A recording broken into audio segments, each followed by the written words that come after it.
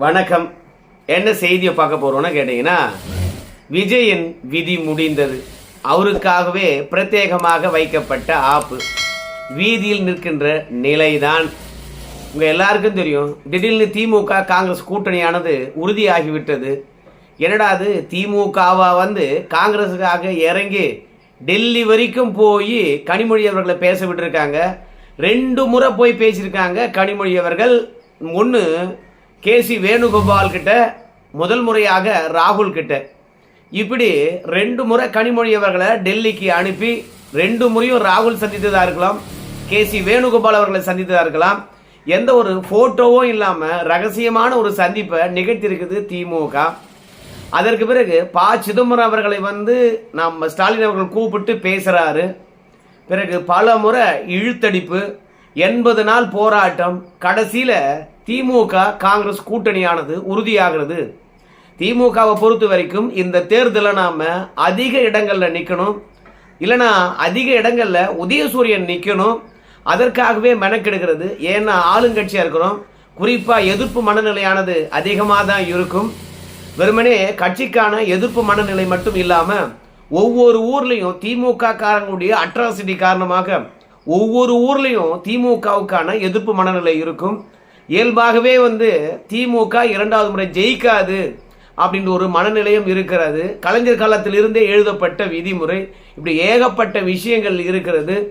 ஆனாலும் காங்கிரசுடன் இறங்கி 3 தொகுதி அதிகமாக கொடுத்து மாநிலங்களவை உறுப்பினர் ஆக்கவும் ஒரு வாய்ப்பை கொடுத்து கூட்டணியை உறுதிப்படுத்தியிருக்காங்களே. எதற்காக திமுக காங்கிரஸ் இடத்துல எந்த அளவுக்கு சரணடைந்திருக்கிறது? விசிகாவுக்கு வாக்கு இருக்குது, காங்கிரசுக்கு அவ்வளவு பெரிய வாக்கு இல்லை. விசிகாவிடம் கரார் காட்டுகின்ற திமுக எதற்காக காங்கிரசிடம் காட்டல அப்படின்றது எல்லாருக்குமே புரியாத புதிராக இருந்தது. காங்கிரஸை சுமக்கும் நிலையா அப்படின்னு திமுக போர்க்கொடி உயர்த்தியது. ஏன்னா திமுக இருக்கக்கூடிய சீனியர்கள் 27 பேர் முதல்ல ஸ்டாலின் அவர்களை சந்தித்து காங்கிரஸ் ஏன் நாம சுமக்கணும், எதற்காக அவங்க கிட்ட இறங்கி போறீங்க? ஒரு படி முதலமைச்சரை பொறுத்த வரைக்கும் கடந்த காலங்களில் இறங்கி போகாத அளவுக்கு இந்த முறை இறங்கியே போனாராம். நம்ம செல்வ பெருந்தையுடைய மகளுடைய நிச்சயதார்த்த விழா, அதுல சிதம்பரம் அவர்கள் கலந்து கொண்டார், முதலமைச்சரும் கலந்து கொண்டார்கள். ஆனா அந்த தருணத்துல கூட்டணியானது இறுதியாகல. டெல்லியிலிருந்து என்ன தகவல் வரும் என்று தெரியல. அன்னைக்கு தான் நம்முடைய செல்வ பெருந்தை அவர்கள் கூட தன்னுடைய மகளுடைய நிச்சயதார்த்த வேலையெல்லாம் விட்டுட்டு சிதம்பரத்தை கூட்டு முதலமைச்சரை சந்தித்தார். இப்படி எல்லாம் சந்திச்சுட்டு பேசின பிறகு கூட அந்த நிச்சயதார்த்த விழாவில் கம்யூனிஸ்ட் கட்சிகள் இருந்தாங்க, தேமுதிக இருந்தது, முதலமைச்சரோட உட்கார்ந்து இருந்தாங்க. ஆனா சிதம்பரம் மட்டும் தனியா இருந்தார். உடனடியாக முதலமைச்சரை பொறுத்த வரைக்கும், வாங்க சிதம்பரம், கட்சியெல்லாம் ஒரு புறம் இருக்கட்டும், நம்ம நல்ல நண்பர்கள் இல்லையா, கட்சியை தாண்டி கூட்டணியை தாண்டி என்கிட்டலாம் பேச மாட்டீங்களா அப்படின்னு வழியை சென்று கைப்பிடித்து அழைத்து பக்கத்தில் உட்கார்ந்து வச்சுக்கிட்டு பிறகு கூட்டணி தொடர்பாக பேசுகின்றார். அந்த அளவுக்கு இறங்கி போனார்.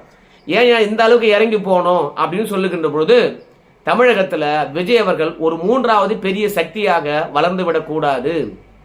விஜய் அவர்களை பொறுத்த வரைக்கும் வெறும் வாய் வார்த்தை மட்டும்தான், அதை தாண்டி அவர் செயல்ல எதுவுமே செய்ய முடியாது.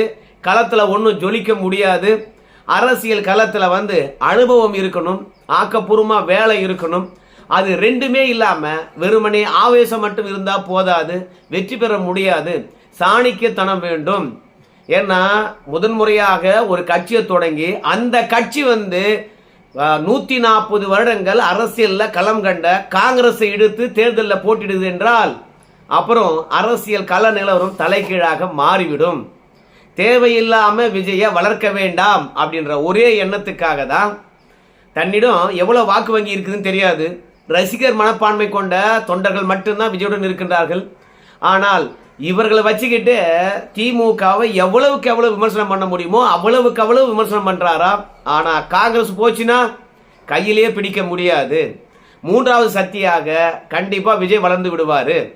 தேர்தலிலே வெற்றி பெற்றாலும் திமுக பொறுத்த வரைக்கும் அடுத்த தேர்தலில் பெரிய சக்தியா இருக்க வாய்ப்பே கிடையாது விஜய் வளர்ந்தால். ஏன்னா திமுகவுக்கான பிரதான வாக்கு வங்கியே சிறுபான்மையர்கள் தான். விஜய் தன்னுடைய பலத்தை காட்டிட்டார்னா இனி திமுகவை நம்ப தேவையில்லை. அங்க காங்கிரஸ் இருந்தாலும் பரவாயில்ல, கண்டமா இருந்தாலும் பரவாயில்ல, விஜய் தான் நமக்கு மாற்று என்று சொல்லிட்டு சிறுபான்மையர்கள் இடம் மாறுவதற்கான வாய்ப்பு இருக்கிறது. எப்போதும் திமுக மீது ஒரு குற்றச்சாட்டு இருந்து கொண்டே இருக்கிறது. வெளியில மட்டுமே வந்து பாஜகவுடன் சண்டையிடுகின்றார்கள். ஆனால் திமுகவினுடைய வேலைகள்லாம் சென்ட்ரல்ல இருந்து டக்கு டக்குன்னு செய்து முடித்து விடுகின்றார்கள். அதனால பாஜகவிடத்துல மறைமுகமாக நல்ல உறவில் இருப்பது திமுக தான்.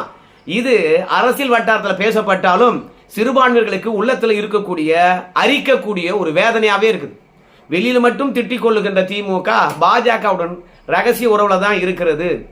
ரயில்வே திட்டங்களை நாங்களே நிறைவேற்றிக் கொள்ளுகிறோம் அப்படின்னு சொன்னாங்க திமுகவினர். 2ஆம் கட்ட ரயில்வே திட்டம். ஆனா திடீர்னு பார்க்கும்போது மத்திய அரசாங்கமானது நாங்க செலவழிக்கிறோம், நீங்க ஏன் கவலைப்படுறீங்க அப்படின்னு சொல்லிவிட்டு 62,000 கோடியை திமுக அரசாங்கத்துக்காக ஒதுக்கி இருக்கிறது. ஸோ இந்த அளவுக்கு திமுகவுக்கும் பாஜகவுக்கும் உள்ளடி நெருக்கம் இருந்துகிட்டே இருக்கிறது. படங்கள் விஜய் வந்து பாத்தீங்கன்னா தடை செய்யப்பட்டிருக்கிறது. நீங்க இந்த வீடியோ பார்க்குற வரைக்கும் தடையா தாங்குது, அதனால ஒன்றும் பிரச்சனை கிடையாது. ஆனா திமுகவினர் எடுக்கின்ற படம் எல்லாம் பாஜகவுக்கு எதிராகவே தான் எடுக்கிறாங்க. ஆனாலும் அந்த படங்களுக்கு எல்லாம் சென்சார் சர்டிபிகேட் கொடுக்கப்படுகிறது. 2வது, திமுக அமைச்சர்கள் மீது இல்லாத ஊழல் புகாரே இல்லை, எதுவும் விசாரிக்கப்படவில்லை. 2வது, வழக்கும் பதியவில்லை.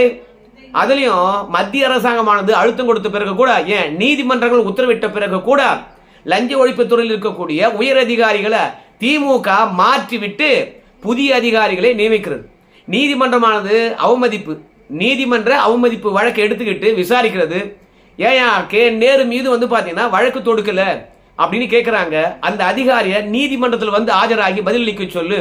நீதிமன்றத்தின் உத்தரவை நீங்க திருப்பரங்குன்றத்துல தான் நிறைவேற்றவில்லை என்றாலும் கூட ஊழல் புகார்ல கூட வந்து நீங்க நிறைவேற்ற மாட்டீங்களா? ஆதாரம் இருந்தும் கே நேரு அவர்களை காப்பாற்றுவீர்களா அப்படின்னு நீதிமன்றமானது கடுமை காட்டியிருக்கிறது. ஸோ அந்த அதிகாரி லஞ்ச ஒழிப்பு துறையில் இருந்தாருன்னா அவர் நீதிமன்றத்தில் ஆஜராகணும். உடனடியாக அந்த அதிகாரியை இடம் மாற்றி விட்டுறாங்க. அவர் தான் லஞ்ச ஒழிப்பு துறையே இல்ல, இப்ப புதிய அதிகாரி தான் வந்திருப்பார். இப்ப புதிய அதிகாரி நீதிமன்றத்தில் போயிட்டு புகார் வந்திருக்குதுங்க, நான் புதுசா வந்திருக்கிறேங்க, அந்த புகாரை அலசி பார்த்துட்டு இருக்கேங்க, நான் வந்து வழக்கு பதிவு செய்யறேங்க, எனக்கு கால அவகாசம் வேணுங்க 2 வாரம் அப்படின்னு கேட்டு வந்துடுவார். ஸோ மொத்தத்தில் கே நேர கைது பண்ணி ஆகணும், நவாஸ்கனி அவர்களை கைது பண்ணி ஆகணும். வருமானத்துக்கு அதிகமாக சொத்து சேர்த்துருக்கார் 1. 2வது, தேர்தல் ஆணையத்தில் தன்ற பிரமாண பத்திரத்திலே வந்து பார்த்தீங்கன்னா ஒரு 38 கோடி ரூபாய் நவாஸ்கனி சொத்துக்கும் தேர்தல் ஆணையத்துக்கு கொடுத்த பிரமாண பத்திரத்துக்கும் வேறுபாடு இருக்குது. அவர் மீது வந்து பார்த்தீங்கன்னா வழக்கு பதிவு செய்யணும், அவரையும் கைது செய்யணும். ஸோ திமுக காரனை மொத்தமா திமுக காப்பாத்திக்கிட்டே இருக்குது. கனிமொழி ராசா வழக்கு மேல்முறையீட்டுக்கு போச்சு, அது அப்படியே தூங்குது. ஸோ மொத்தத்தில் திமுகவினுடைய ஒட்டுமொத்த ஊழல் புகாரும் அப்படியே நிலுவையில் இருக்கிறது. நம்முடைய டாஸ்மார்க் வழக்கு, உதயநிதி ஸ்டாலினுடைய ஊழல் புகார் ஒட்டுமொத்தமாக கிடப்பில் போடப்பட்டிருக்குது. தேர்தல் நெருக்கத்தில் கூட வந்து பார்த்தீங்கன்னா பாஜக கையில் எடுக்கல. மற்ற மாநிலங்களில் தேர்தல் நெருக்கத்தில் இந்த ஊழல் புகார்கள் தூசி தட்டப்படும். அடுத்தடுத்து அமைச்சர்கள் உள்ள போவாங்க. முதலமைச்சரே உள்ள போன கதையெல்லாம் பார்த்துருக்கோம். ஆனால் திமுகவில் அணு கூட அசையவில்லை. அதனால எப்போது சிறுபான்மைகளை பொறுத்த வரைக்கும் திமுகவை சந்தேக கண்ணுடன் தான் பார்க்குறாங்க. இப்போ அதிமுக பல விழாக்கள் நடத்துது. அந்த விழாக்களுக்கு பொறுத்த வரைக்கும் பாஜகவினர் யாரும் வரது கிடையாது. ஆனால் திமுக விழா நடத்திச்சுன்னா அரசு சார்பாக இருக்கலாம், இல்லை தனிப்பட்ட விழாக்களாக இருக்கலாம். மோடியை தவிர, அமித்ஷாவை தவிர அத்தனை அமைச்சர்களும் வந்து பார்த்தீங்கன்னா திமுக நடத்துகின்ற தொடக்க விழாவில் கலந்துக்கிறாங்க. 2வது, குடும்ப விழாவில் கலந்துக்கிறாங்க பாஜகவினர். அப்ப வெளியில எலியும் பூனையும் உள்ள ஒன்னா இருக்காங்களா அப்படின்ற எண்ணம் சிறுபான்மைக்கு எப்போதும் இருக்குது. இப்ப காங்கிரஸ் மட்டும் விஜயுடன் கைகோர்த்து தேர்தலை சந்தித்து 3வது சக்தியா வளர்ந்து விட்டால் திமுக இருக்கக்கூடிய பிரதான வாக்கு வங்கி அவுட், சிறுபான்மையர் வாக்கு வங்கி அவுட் ஆச்சுன்னா அதற்கு பிறகு திமுக எழுந்திருப்பது பெரிய சந்தேகம். சிறுபான்மையர் சந்தேகம் கூடவே பட்டியலினத்தோட சந்தேகம் திமுக மீது விழுந்தால் அதுக்கப்புறம் சோழி முடிஞ்சது. ஸோ இந்த தேர்தலே வந்து பார்த்தீங்கன்னா விஜயனுடைய சோழியை முடிக்கணும்னா காங்கிரஸ் கிட்ட இறங்கி போனா தப்பு கிடையாது அப்படின்ற ஒரே காரணத்துக்காக தான் திமுக பொறுத்த வரைக்கும் காங்கிரஸ் கிட்ட இறங்கி போய் கூட்டணி பேசியது. விஜய்க்கு ஆப்பு வீதியில நிக்க வைக்க வேண்டும். வெறும் வார்த்தை மட்டும் போதாது, வர்ண ஜாலங்கள் இடுகின்ற திமுக எதிர்ப்பு வார்த்தைகள் மட்டும் போதாது, களத்துல இறங்கி வேலை பார்க்கண்டா தம்பி அப்படின்னும். அதிமுக கூட அவசரப்படலையாம், ஆவேசப்படலையாம். விஜயனுடைய வளர்ச்சியை கண்டு திமுக தான் ஆவேசப்படுகிறதாம். ஏன்னா திமுக வாக்குகள் இருக்குல்ல, சிறுபான்மையர் வாக்கு இல்ல, பிரதானமான இளைஞர் வாக்குகளும் பட்டியலினத்தோர் வாக்குகளும் விஜய் தான் அள்ளுகின்றார். அதனால இந்த 2026 தேர்தலில் திமுகவுக்கு பெரிய பின்னடைவே வந்து பார்த்தீங்கன்னா திமுகவுக்கு தானா. அதனால கூட்டணியும் ஒன்று சேர்த்துட்டாருன்னா எல்லாருக்கும் நம்பிக்கை வந்துடும். அந்த நம்பிக்கையானது மற்ற சமூகங்களும் விஜய்க்கு ஓட்டு போகணும் என்ற எண்ணம் வந்துடும். ஸோ அது திமுகவுக்கு பெரிய பெரிய பின்னடைவாக இருக்கலாம். எதிர்கட்சி அந்தஸ்தில் திமுக உட்காராம போயிடுச்சுன்னா, இடம் இல்லாமல் போச்சுன்னா, இப்போ 2011 திமுக எதிர்கட்சி அந்தஸ்து கிடையாது. ஆனால் மூன்றாவது பெரிய சக்தி அப்போதெல்லாம் கிடையாது யாரும். நம்ம விஜயகாந்த் இருந்தாலும் உடல்நல கோளாறு ஏற்பட்டு போச்சு. ரெண்டாவது அதிமுகவுடன் கூட்டணியில் இருந்தாலும் சண்டையிட்டுக் கொண்டார்கள். ரெண்டாவது அதிமுகவுடன் கூட்டணி வச்சு எதிர்கட்சி தலைவராக வந்த விஜயகாந்தை பொறுத்த வரைக்கும் அவர் ஒரு தனித்த சக்தியாக அடையாளப்பட முடியாது, சர்வே ஆக முடியாது. அதனால 2011 வந்து பாத்தீங்கன்னா திமுக போட்டி இல்லை, அவங்க 2ஆம் இடம் மீண்டும் பிடிச்சிட்டாங்க. ஆனா இப்போ எந்த கட்சியுடன் கூட்டணி இல்லாம விஜய் அவர்கள் தனித்து நின்று எதிர்கட்சி வரிசையில் வந்து உட்காந்துட்டாருன்னா திமுக அழிஞ்சது தான். அதிமுக ஆளுங்கட்சி ஆயிடும். ஏன்னா விஜய் அவர்கள் வந்து திமுக வாக்குகளை அள்ளுவதன் காரணமாக. அதனாலேயே விஜயை தான் முதல்ல களத்தில் ஒழிக்கணும் என்பதற்காகத்தான் காங்கிரஸ் கிட்ட கூட்டணி இறங்கி போய் பேசினாங்களாம். எல்லாருக்கும் தொகுதியை குறைக்கும் போது அவங்களுக்கு கூடுதலாக 4 தொகுதி கொடுத்தாங்களாம் மேலவை எம்பியுடன்.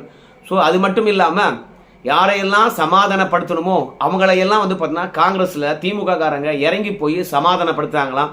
மாணிக்கம் தாக்கூர்லாம் பேசுகிறாளா, பிரவீன் சக்கரவர்த்திலாம் பேசுகிறாளா, ஜோதிமணிலாம் பேசுகிறாளா.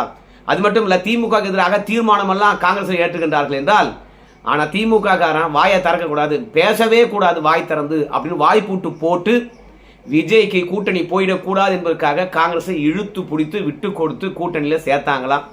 அது மட்டும் இல்லை, விஜய் வந்து சிறுபான்மையினர் வாக்குகள் தான் குறிவைக்கிறார்ன்றது தெரிந்து போன பிறகு ரிப்போர்ட்டில் நாம் கொடுக்கின்ற ஒவ்வொரு மேலவை எம்பி சீட்டும் சிறுபான்மையினருக்காக தான் இருக்கணும் அப்படின்றதுனால நம்முடைய திமுக கொடுத்த 3 மேலவை எம்பி சீட்டுகளும் சிறுபான்மையினர்களுக்கே கொடுத்தாங்களாம். ஒன்று திருச்சி சிவா, அந்தால ஏற்கனவே வந்து முக்குழுத்துவ சமூகமாக இருந்தாலும் கிறித்துவர்கள் தான். அவங்க குடும்பமே வந்து பார்த்தீங்கன்னா கிறித்துவத்தை தழுவுனது தான். அவங்க மகன் மட்டும் வந்து பார்த்தீங்கன்னா கிறித்துவத்தை தழுவலன்னு நினைக்கிறேன். அதனால திருச்சி சிவா எப்போதும் போல பார்லிமெண்ட்டுக்கு போகிற மனுஷன் தான். அதனால அவருக்கு தவிர்க்க முடியாது. அவரும் சிறுபான்மையர் தான். கிறித்துவ மதத்தினால ஜாதியால பெரும்பான்மை இருந்தாலும் மதத்தால சிறுபான்மையர் தான். அதில் மாற்று கருத்தே கிடையாது. அதற்கு பிறகு இன்னொருத்தர் கொடுத்துருக்காங்க, நாடார் சமூகத்தை சார்ந்த கான்ஸ்டன்ஸ் ரவீந்திரன் அவர்களுக்கு கொடுத்துருக்குறாங்க. ஸோ அவரும் கிறித்துவர் தானுங்க. அதே மாதிரி நம்முடைய காங்கிரஸுக்கு ஒதுக்கப்பட்ட சீட்டும் வந்து பார்த்தீங்கன்னா கிறிஸ்டோபர் திலக், திருச்சியை சார்ந்தவர், அகில இந்திய காங்கிரஸ் கட்சியினுடைய செயலாளராக இருக்கக்கூடியவர், அதுவும் இளம் வயது கொண்டவர். ஸோ அடுத்த கட்ட தலைமுறை வந்து பார்த்தீங்கன்னா இவரை பார்த்து கிறித்துவ சமூகத்தை சார்ந்த அடுத்த கட்ட தலைமுறையானது இவர் பின்னாடி வருவதற்கான வாய்ப்பு இருக்கிறது அப்படின்னு சொல்லுகின்ற போது கிறித்துவ வாக்குகள் ஒட்டுமொத்தமாக விஜய் பக்கம் போயிடக்கூடாது என்பதற்காக சிம்பாலிக்காக கிறித்துவர்களுக்கு முக்கியத்துவம் தர்றது திமுக அன்றி வேற யாருமே இல்லை அப்படின்னு காட்டுறதுக்காக கிறித்துவர்களுக்கு வாய்ப்பளித்து மேலவை எம்பி ஆக்கி அனுப்பிச்சிருக்காங்க. ஸோ எல்லா மட்டத்திலும் விஜய் அவர்களை மனசுல வச்சே திமுக வேலை பார்த்திருக்கிறது. விஜய் கூட சொன்னாரு, திமுகவும் அதிமுகவும் ஒன்று தான், 2 பேரும் திட்டம் போட்டுக்கிட்டு நமக்கிடையில 3வது ஒரு ஆள் வந்துடக்கூடாது என்று மட்டும் நினைக்கிறாங்க அப்படின்னு வந்து தஞ்சாவூர்ல பேசினாரு. அவங்களுக்குள்ள அந்த டீலிங் இருக்குதுன்னு சொல்லிட்டு அதிமுகவுக்கும் திமுகவுக்கும் இடையில டீலிங் இருக்கோ இல்லையோ, ஆனால் விஜய் வளரக்கூடாது என்ற மனப்பான்மை மட்டும் திமுக இருக்குது. அது நமக்கு பெரிய ஆபத்து என்ற விஷயமா நல்லா இருக்குது. ஒருவேளை விஜயை பொறுத்த வரைக்கும் 3வது சக்தியா வராரு. திமுக வந்து பாத்தீங்கன்னா பெரிய சக்தியாவே இருக்குது என்றாலும் கூட இந்த தேர்தலில் பாதிப்பு இல்லை என்றாலும் கூட அடுத்தடுத்த தேர்தலில் விஜயால தான் பாதிப்பு வரும் என்பதனால விஜயை தான் களத்திலிருந்து ஒழிக்கணும், அதுக்காக தான் ஐடியா போட்டாங்க. அதுலேயும் விஜயை பொறுத்த வரைக்கும் இப்போதெல்லாம் நேரடியாகவே வந்து திமுக திட்டத்தை விட்டுட்டு ஸ்டாலின் அவர்களே திட்டுறாரு. ஏன்பா உங்கள் தந்தையாருக்கு வெங்கல சிலை வைக்கணும்னு சொன்னீங்க, நீதிமன்றம் குட்டு வச்சுச்சு, யாருடைய பணத்தில் வைக்கிற, மக்களுடைய வரி பணத்திலையா அப்படின்னு நேரடியாக கேட்டு அட்டாக் பண்ணாரு. உங்கள் தந்தைக்கு செலவு வைக்கிறதுக்கு காசு இருக்குது, ஆனால் மக்களும் அரசு ஊழியர்களும் போராடுறாங்க, அவங்களுக்கு தேவைகளை பூர்த்தி செய்வதற்கு பணம் இல்லையோ அப்படின்லாம் கேட்டார். ஸோ அதனால் விஜய் சினிமா பிரபலமாக இருப்பதனால ஊடகமும் விஜய் பேசுகின்ற விஷயத்தை மக்களிடையே கொண்டு போய் சேர்க்குது. இது திமுகவுக்கு பெரிய பின்னடைவாக இருக்கலாம். திமுகவுக்கு ஏற்படுகின்ற பின்னடைவு அது அதிமுகவுக்கு போனால் வெற்றி பெறும் இல்லைன்னு சொல்லலை, ஆனால் விஜய்க்கு போனால் பெரும் சக்தியாக வளர்ச்சி அடைவார். விஜய் பெரும் சக்தியாக வளர்ச்சியடைந்தால் அது திமுகவுக்கு தான் ஆபத்து. அதனால் திமுக எதிர்ப்பையும் ஸ்டாலின் எதிர்ப்பையும் அதிகப்படுத்தி இருக்கக்கூடிய விஜயை ஆரம்பத்திலேயே ஆஃப் பண்ணணும்னா நாம் காங்கிரஸ் அந்த பக்கம் போக விடக்கூடாதுன்றதுக்காக தடுத்து நிறுத்தியிருக்கிறாங்க. கிறித்துவர் வாக்கு போகக்கூடாதுன்றதுக்காக கிறித்துவராக பார்த்து மேலவை எம்பி ஆக்கியிருக்காங்க. ஸோ களத்தில் ஒவ்வொன்றையும் நம்ம திமுக பொறுத்த வரைக்கும் விஜய்க்கு எதிராகவே காய் நகர்த்துகிறது. ஸோ அரசியல் களம் விஜய் சொன்ன மாதிரி திமுக வேஸ்வஸ் தவேக்காவாக மாறி நிற்குதா என்ன கேட்டிங்கன்னா, களம் அப்படி இருக்கோ இல்லையோ, ஆனால் திமுக செய்கின்ற ஒவ்வொரு செயலும் விஜய்க்கு எதிராக இருக்குது. விஜயை ஒழிக்க வேண்டும் என்ற எண்ணம் மட்டும்தான், வேறு எண்ணமே இல்லைங்க. அதனால் விஜயை வளர்த்து விடக்கூடாது என்ற நோக்கில் தான் காங்கிரஸை பார்த்தீங்கன்னா சமரசம் செய்து கூட்டணிக்குள்ளே அழைத்து வந்தார்களாம். அதனால தான் எத்தனையோ கூட்டணி தலைவர்கிட்ட பேச்சுவார்த்தை நடத்தின பிறகு நம்ம முதலமைச்சர் ஐயா அவர்கள் பெருமூச்சு விடலை. ஆனால் காங்கிரஸுடன் கூட்டணி இறுதிப்படுத்தின பிறகு தான் கையெடுத்து கும்பிட்டாரு, முடிச்சிட்டேன்னு சொல்லிட்டு செய்கை காட்டினாரு, ஹபாடா என்று பெருமூச்சும் விட்டாரு. ஸோ ஏன்னா விஜய் அந்த அளவுக்கு திமுக வாக்குகளை சேதாரம் செய்கின்றார். தேர்தலை நல்லாவே நம்ம எதிர்பார்க்கலாம். திமுக வாக்குகள் விஜய்க்கு இடம் மாறி இருப்பது. ஏன்னா விஜயை பொறுத்த வரைக்கும் திமுகவுடன் ஒட்டி கொண்டு இருந்த மனிதன், கலைஞருக்கு செலவைக்க வேண்டும் என்று பேசின மனிதன் அந்த மனிதன் தான். ஸோ இப்படி திமுக ஆதரவாளர்களாக இருந்தவர், திமுகவுடைய நேசத்தை பெற்றவர், திமுகவுடைய அரசியலை புது கட்சியாக தொடங்கி செய்யக்கூடியவர். ஸோ திமுகவில் இடம் கிடைக்காதவங்க எல்லாம் திமுக மீது வெறுப்பில் இருக்கிறவங்க அத்தனை பேரும் விஜய் பக்கம் தாவதுக்கான வாய்ப்பு இருக்குது. அதனால களத்தில் திமுக வாக்குகளை ஒட்டுமொத்தமாக பிரிப்பது விஜய் தான். ஸோ அவனை அழிக்க வேண்டும் என்பதற்காகத்தான் ஒவ்வொரு வேலையாக பார்த்துட்டு இருக்காங்களாம். காங்கிரஸ் கூட்டணியை திமுக கிரகித்தது மட்டும் கிடையாது, அதே மாதிரி சிறுபான்மையர்களுக்கு மேலவை எம்பி கொடுத்தது மட்டும் கிடையாது, பட்டியலின மக்களை பார்த்தீங்கன்னா திமுக தன் பக்கம் இழுப்பதற்காக இன்னொரு மெகா திட்டம் வச்சிருக்குதாம். ஸோ இந்த பிரதான 3 வாக்குகள் விஜய் கிட்ட இருந்து பிரிச்சிட்டோம்னா விஜய் ஒன்றுமே இல்லை, நத்திங் அடுத்த தேர்தலில். ஸோ எதிர்பார்த்த அளவுக்கு வாக்கு வாங்கலனாவே பார்த்தீங்கன்னா அவரே அரசியல் விட்டுட்டு நடிக்க போயிடுவார். அவர் நடிக்க வருகின்ற போது அவரே கூப்பிட்டு ஒரு படம் எடுத்துட்டோம்னா மொத்த சோழியும் முடிச்சிடலாம். 3வது சக்தியை வளர்வதற்கான வாய்ப்பே இல்லை. ஸோ இந்த தேர்தலில் அவர் 20%, 25%, குறைந்தது 15% வாக்கு வாங்குவான்னு சொல்கிறாங்களே, அந்த வாக்கு சதவீதத்தை குறைச்சிட்டா போதும். நாம் பார்த்தீங்கன்னா நிரந்தரமாக தேர்தல் களத்தில் 1வது இடமா 2வது இடத்துல திமுக இருக்கலாம் அப்படின்றதுக்காகவே திட்டமிட்டு வேலை பார்க்கின்றார்களாம். சபரீசன் போட்டு கொடுத்த கணக்கு அதுதானம், அதை தான் முதல்வர் கச்சிதமாக முடித்தாராம். ஸோ பொறுத்து பார்க்கலாம் என்ன நடக்க போகுது. நன்றி நண்பர்.